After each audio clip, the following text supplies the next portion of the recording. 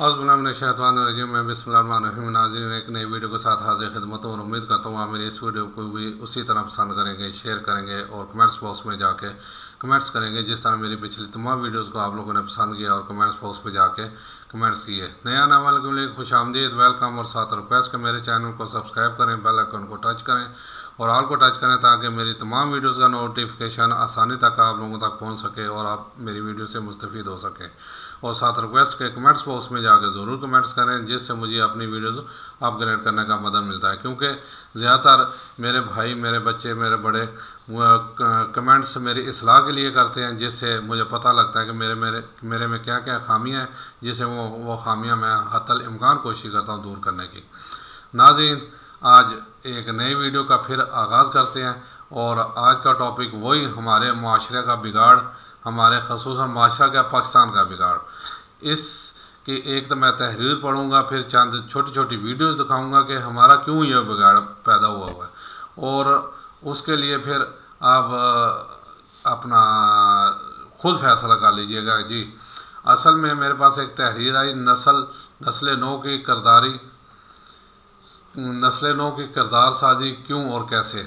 Professor साहब का तल्लुक़ तो पाकिस्तान से था, लेकिन गुज़श्ता 2 दहाइयों से जापान में मुकीम थे और वहाँ की एक यूनिवर्सिटी में पढ़ा रहे थे, यानी प्रोफेसर थे। ज़ाहिर है पिछले दिनों पाकिस्तान आए तो हमने उनको अपने तालीमी इदारे में तालबात से खिताब की दावत दी। प्रोफेसर साहब मुकर्ररा वक्त से तकरीबन आधा घंटा पहले यूनिवर्सिटी पहुँच गए। हालांकि हमारे यहाँ ये रवाता है 2 घंटे लेट होते हैं अक्सर। कोई भी मेहमान हो, चाहे वो सियासी हो चाहे दूसरे हो, उनका यहाँ एक तोरा इम्तियाज़ बन गया कि और यही सबसे बड़ी हमारी जो है ना वो बदकिस्मती है कि हम वक्त की पाबंदी नहीं करते। इससे मैं एक चीज़ बताऊं कि मेरे भाई बजट रेंट ए कार जो इंग्लैंड की कंपनी थी, सऊदीया में वो काम करते थे, तो वो उन्होंने कहा जी जस्ट 1 मिनट, यानी 1 मिनट में आया और उसने कोई 5 मिनट लगा दिए।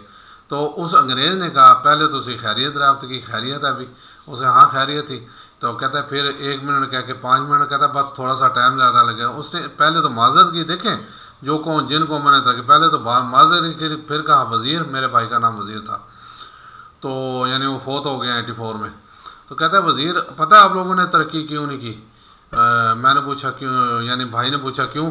कहता है आप लोगों ने वक्त की कदर नहीं की, इस वजह से आप लोगों ने तरक्की नहीं की। कहता है उस दिन के बाद कहता है मैंने जो टाइम दिया उससे कोशिश की कि 1 आध मिनट पहले मैं जो है ना पहुँच जाऊँ। तो ये है जी हमारी किस्मत, यानी वो आधा घंटा पहले यूनिवर्सिटी पहुँच गए। यानी किसी को यकीन भी नहीं था कि प्रोफेसर साहब आधा घंटा पहले पहुँच जाएंगे। सर ये फरमाया गया कि हमने जापान के बारे में सुना है, ईमानदारी में दुनिया में पहले नंबर पर है, आपका उसके बारे में क्या ख्याल है? मैंने प्रोफेसर साहब से इस्तफसार किया। प्रोफेसर साहब गोया हुए, वैसे तो अक्सर इस बात की तस्दीक होती रहती है, लेकिन मैं 2 वाक़यात आपको सुनाता हूँ। एक बार मैं शॉपिंग के लिए मार्ट पहुँचा और तमाम मरतबा मेरे साथ ऐसा वाक़या पेश आया था। मैंने कैशियर से कहा मेरा पर्स मेरी जेब में था, लेकिन शायद वो रास्ते में कहीं गिर गया है। कैशियर कहने लगा आप जिस रास्ते से आए हैं उसी रास्ते पर चलते जाएं, आपको पर्स उसी जगह से मिलेगा जहां गिरा होगा। पर्स के वापस मिलने की मुझे उम्मीद तो कम ही थी, लेकिन उसके कहने पर अपने साबका रास्ते पर वापस चलता गया। कुछ दूर गया तो मुझे मेरा पर्स बीच रास्ते के पड़ा हुआ मिला, उसमें मौजूद रकम भी पूरी थी। इस वाक़े ने मुझे बहुत मुतासर किया। अंदाज़ा करें जी, यहाँ पाकिस्तान में ऐसा हो सकता है? सवाल ही नहीं पैदा होता। यहाँ पैसे तो दरगाह खाली पर्स भी फेंक दें तो वो जो है ना वो उठा के कोई ना कोई ले जाएगा, वो वापस नहीं करेगा। और देखें उन्होंने यानी कि पर्स तक को हाथ तक नहीं लगाया। इसी तरह एक बार मेरी यूनिवर्सिटी के 2 तालिब इल्म, एक लड़का और एक लड़की, इस सेमेस्टर के एक पेपर में किसी वजह से गैर हाज़िर थे और मुकर्ररा तारीख को पेपर नहीं दे सके। इनकी दरख्वास्त पर इन दोनों का वो पेपर उनसे अगले दिन लेने का फ़ैसला किया गया। मुकर्ररा तारीख और वक्त पर मैंने इन दोनों को पेपर दिया और एक कमरा में पेपर हल करने के लिए बैठा दिया और मैं खुद एक ज़रूरी काम के बहाने कमरे से बाहर आ गया। दरअसल मैं ये देखना चाहता था कि ईमानदारी की दावेदार इस कौम के तालिब इल्म मौका मिलने के बावजूद पेपर नकल के बगैर कैसे हल करते हैं। मुझे उस वक्त बहुत हैरत हुई जब मैंने खिड़की की ओर से मुशाहदा किया कि उन्होंने बग़ैर कोई नकल लगाई या बग़ैर कोई मशवरा किए पेपर को मुकर्रर वक्त पर हल किया। मेरे लिए ये सब बहुत हैरान कुन था।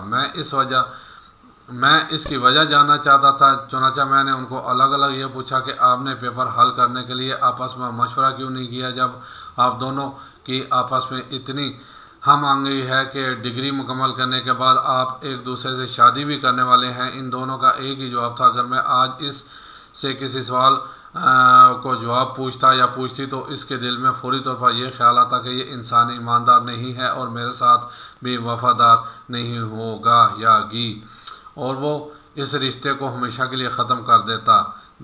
ये है जी वो कौमें जो तरक्की की राह पर गामजन थी और माशाल्लाह अब जो है ना दुनिया की नंबर 1 कौमें हैं। प्रोफेसर साहब ने मज़ीद कहा कि किरदार की पुख्तगी बचपन से ही अच्छी तरबियत करने से मुमकिन होती है। जापान के स्कूल्स में तालीम का आगाज़ एहसास उजागर होता है। वहाँ बच्चों को स्कूल के इब्तदाई सालों में किताबों से ज़्यादा लाइफ स्किल्स सिखाई जाती हैं। यही वजह है कि वो बच्चे हमेशा हर मैदान में दयानतदारी को पहली तरजीह देते हैं। हमारे यहाँ ना तालीम है ना स्किल की वो बुनियादी लाइफ स्किल्स दिखाई जाती हैं। जो तालीम है उसका भी बेड़ा गर्क हुआ हुआ है और 80 से 90% हमें फजूल तालीम दी जाती है। एक ऐसा मुल्क जहाँ के रहने वाले मुसलमान भी नहीं, इनका आखिरत की जज़ा सज़ा पर भी यकीन नहीं है, उसके बावजूद वहाँ के स्कूल्स में मौजूद टक शॉप पर कोई सेल्स मैन नहीं होता। बच्चे अपनी मर्ज़ी की चीज़ लेते हैं और उसकी कीमत के पैसे ईमानदारी से वहाँ रख देते हैं। कभी इस दुकान के पैसे कम नहीं हुए। ये किरदार साजी की चंद एक बेहतरीन मिसालें हैं।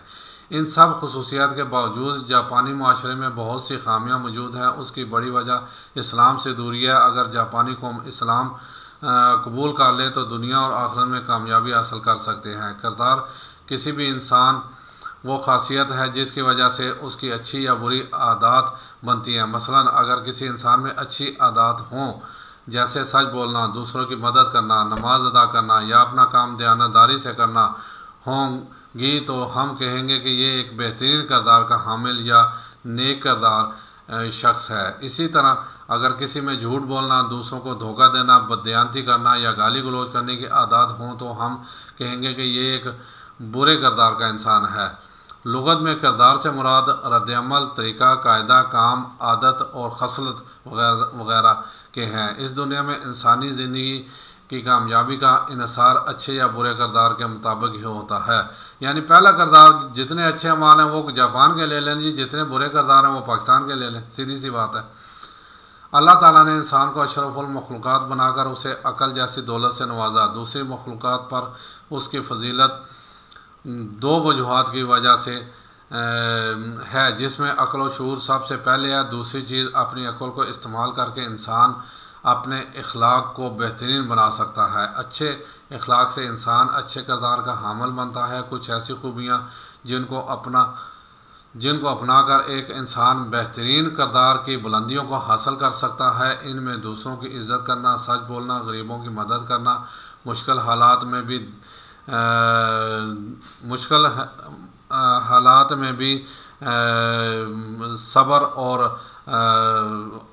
सब्र का मुजाहरा करना, आजिज़ी व इनकिसारी, उख़्वत, भाईचारा, शुक्रगुजारी, खुश अखलाक़ी, सखावत, अफ़्व, दरगुज़र और शफ़क़त व मोहब्बत जैसी आला ख़ुसूसियात शामिल हैं।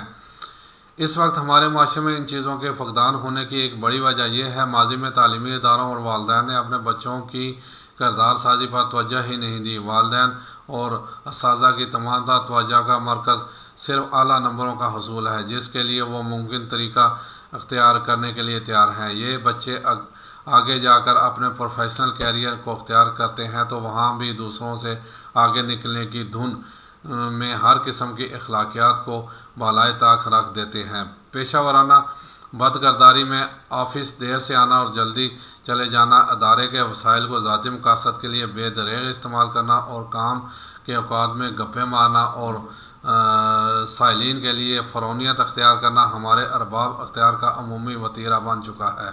इसको सुधारने के लिए नई नस्ल की तालीमी अदारों में तालीम से बढ़कर ज़्यादा ज़रूरी चीज़ उनकी बेहतरीन किरदार साजी करने की ज़रूरत है। जी जनाब, ये तो एक तहरीर थी और बिल्कुल सही है, ये ऐसे ही है जी। एक इसमें एक मैं वाक़े का इजाफ़ा करता चलूँ कि इंग्लैंड में ऐसे ही एक दो कपल बैठे हुए थे जिनकी मंगनी हुई थी, तो उसने रात के पैर से फ़ायदा उठा के ना उसने इशारा क्रॉस कर दिया। दूसरे दिन उसने रिंग वापस कर दी। जैसे यहाँ इन बच्चों ने कहा ना कि अगर हम ज़रा भी करते थे ये मंगनी टूट जाती, उन्होंने भी यही काम किया। ये हैं जी वो लोग जिनकी वजह से वो आज वो अजीम कौम है। और हम बात वही है जार बनाशाह की, दुनिया की अगर कोई जलील दिनी कौम है तो वो मुसलमान है। अब मैं एक छोटी सी वीडियो शेयर करने लगा हूँ जी कि दुनिया के जो है अपना नेशन है वो कैसे अपने जो है ना अगर हुकूमत से कोई जो है ज़्यादती भी करने लगे तो वो उसे कैसे रोकते हैं। इसका छोटा सा मुलाहिजा कीजिएगा जी। ये अपना अर्जेंटाइन का एक शहरी अंडों का कार्टन खरीदने गया। कीमत पूछी तो दुकानदार ने मामूल से ज्यादा बताई। वजह पूछी तो बोला कंपनियों ने दाम बढ़ा दिए हैं। शहरी ने कार्टन खामोशी से वापस रख दिया और बोला अंडों की कोई जरूरत नहीं, हम इसके बगैर भी रह सकते हैं। और यूं ये काम तमाम शहरियों ने बगैर किसी मुहिम और हड़ताल के किया। उन्होंने कबूल ही ना किया कि कंपनियों ने ब्लैकमेल करें। अभी एक हफ्ता ही गुजरा था कि कंपनियों की गाड़ियां अंडे लेकर आई, लेकिन दुकानदारों ने नया ऑर्डर ही नहीं दिया क्योंकि अभी पहले के कार्टन वैसे के वैसे ही पड़े थे। कंपनियों ने सोचा चंद दिन की तो बात है, ये जाएंगे किधर, लेकिन शहरी बड़े ढीठ वाक़या हुए थे। उन्होंने अंडों का मुकम्मल बायकाट जारी रखा। अब कंपनियां अच्छे खासे खसारे से दो चार होने लगी। पोल्ट्री कंपनियों ने कीमत पुरानी वाली कर दी, लेकिन अवाम टस से मस ना हुए। बिलाखिर पोल्ट्री मालकान ने मीडिया पर बाकायदा अवाम से माफी मांगी और कीमत पहले से भी 20% कम कर दी। यूं जब उनकी अकल ठिकाने आ गई तो अवाम ने उनकी माफी कबूल की और दोबारा खरीदारी शुरू कर दी। जी जनाब, देखा आपने, ऐसे कौमें अपनी तकदीर बदलती हैं। हम बाबों के पीछे पड़े हुए हैं, किस्मत के पीछे पड़े हुए हैं और ज़रा भी जो है ना इसकी मज़ामत नहीं करते। जैसे आप आजकल मुर्गी देखें 600 से नीचे ही नहीं आ रही। अगर भाई मुर्गी नहीं खाएंगे तो मर जाएंगे, ठीक है, फल नहीं खाएंगे तो मर जाएंगे। ये ऐसी तमाम चीज़ों का अगर हम बाइट कर दें तो यकीन माने ये चीज़ें टके टोकरी हो जाए।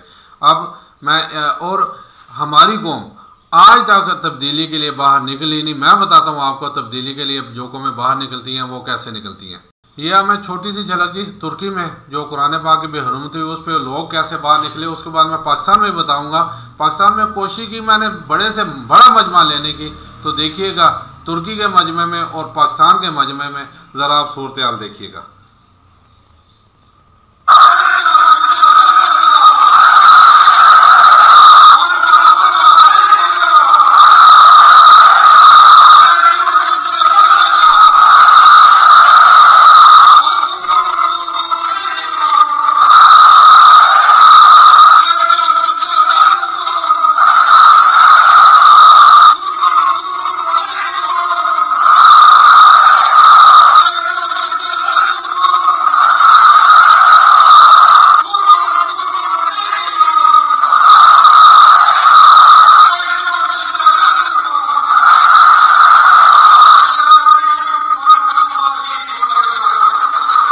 कौमें ऐसे तब्दीली लाती हैं, हर तरफ जमे गफ़ीर, और ये किसी के कहने पे नहीं, खुद निकले हैं बाहर। अब मैं थोड़ा सा आपको ख्याल से अपना पाकिस्तान में जो मुजफ्फराबाद में जो सबसे बड़ा जलसा, यहाँ जलसियाँ होती हैं, ठीक है, और सबसे बड़ा और तुर्की का देख लें और यह ज़रा ये देखिएगा।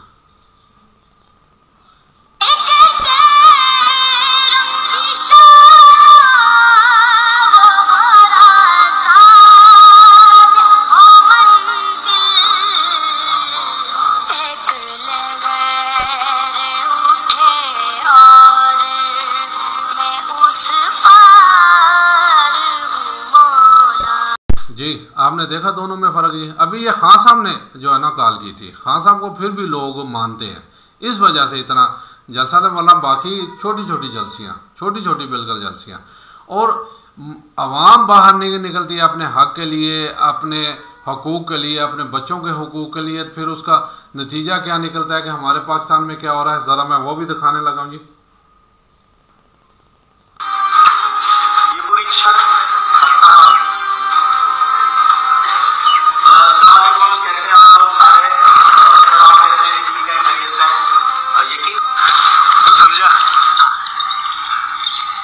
ये स्कूल है, ये स्कूल है, यानी कि ये साईं जो अपना सिंध के कायम अली शाह उनके इलाके का स्कूल है जनाब। ये जो अपना मैं एक दफ़ा फिर ये पूरी वीडियो दिखाता हूँ आप लोगों को, पूरी नहीं दिखाई, देखिएगा क्या हालत है हमारे स्कूलों की। आप ये ज़रा पूरी वीडियो देखिएगा जी, मज़ा आएगा आप लोगों को।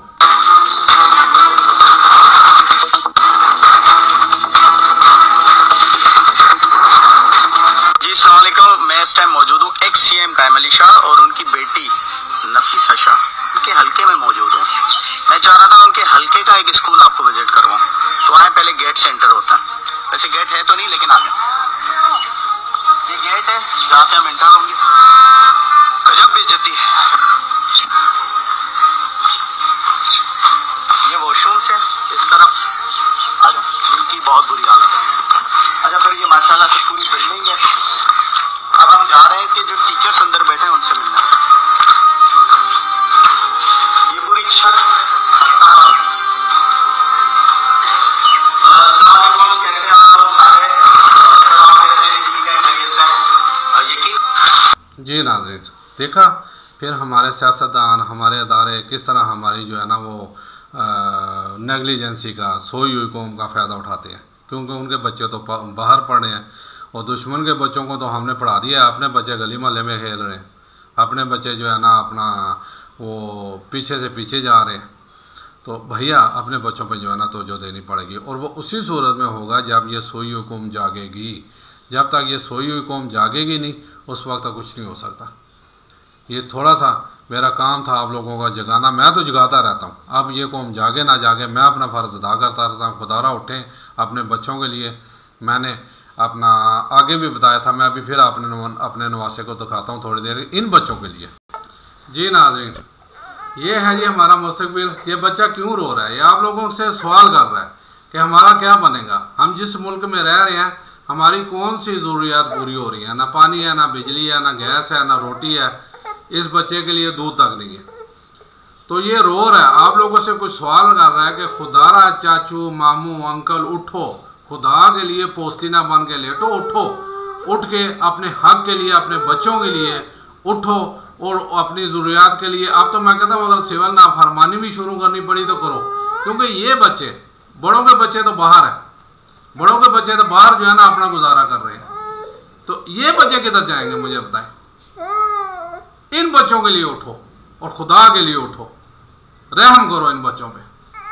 नहीं उठोगे तो फिर याद रखो क़यामत के दिन आप लोगों से पूछा जाएगा। ये बच्चे गिरमान से पकड़ेंगे, ये बच्चे, और ये रो के कुछ कह रहा है, आप लोगों को जगाने की कोशिश कर रहा है।